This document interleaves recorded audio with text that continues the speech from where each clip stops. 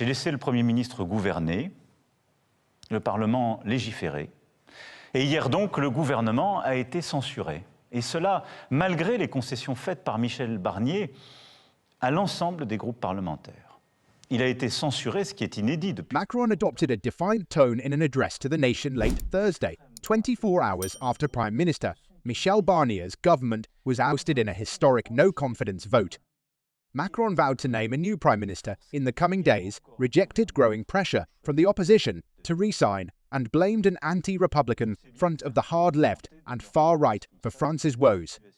Barnier, contemporary France's shortest-serving premier, resigned after Wednesday's parliamentary defeat in a standoff over the budget forced his government to step down, the first such toppling of a French administration in more than 60 years.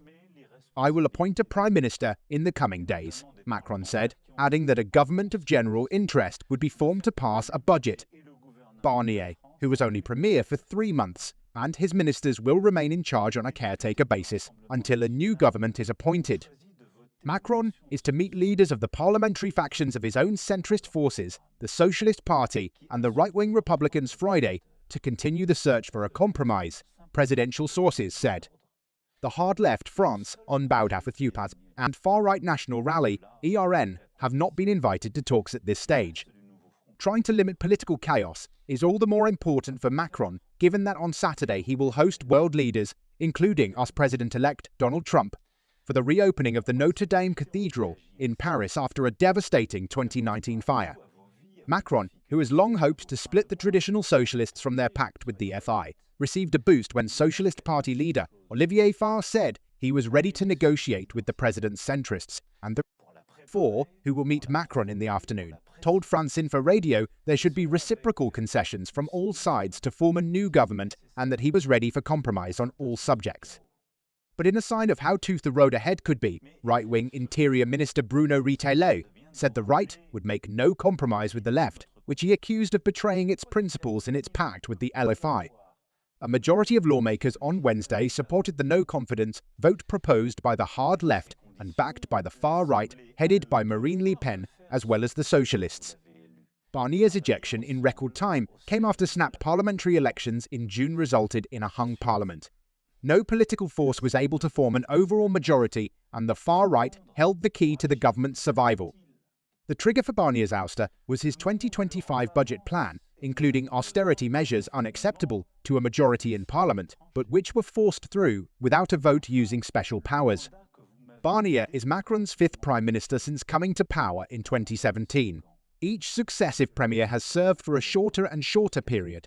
Given the composition of the National Assembly, there is no guarantee that Barnier's successor will last any longer. Loyalist Defence Minister Sébastien Lecornu and Macron's centrist ally François Bayrou have been touted as possible contenders, as has former Socialist Premier and Interior Minister Bernard Cazeneuve. Constitutional rules means new legislative elections cannot be called until July. But while Macron has more than 2 years of his presidential term left, some opponents are calling on him to resign to break the deadlock. According to a poll by Odoxa Backbone Consulting for Le Figaro Daily, 59% of French people want the president to step down, while a survey by Harris for RTL put the figure even higher, at 64%. But Macron said, "The mandate that you gave to me democratically in the 2022 elections is a 5-year mandate, and I will exercise it fully, right up to the end. The 30 months we have ahead of us must be 30 months of useful action for the country."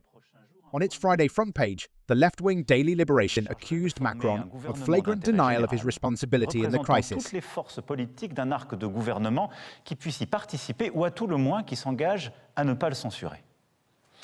Le Premier ministre aura à mener ses consultations et former un gouvernement resserré à votre service. Sa priorité sera le budget. Une loi spéciale sera déposée avant la mi-décembre au Parlement et cette loi temporaire permettra, comme c'est prévu d'ailleurs par notre Constitution, la continuité des services publics et de la vie du pays. Elle appliquera pour 2025 les choix de 2024.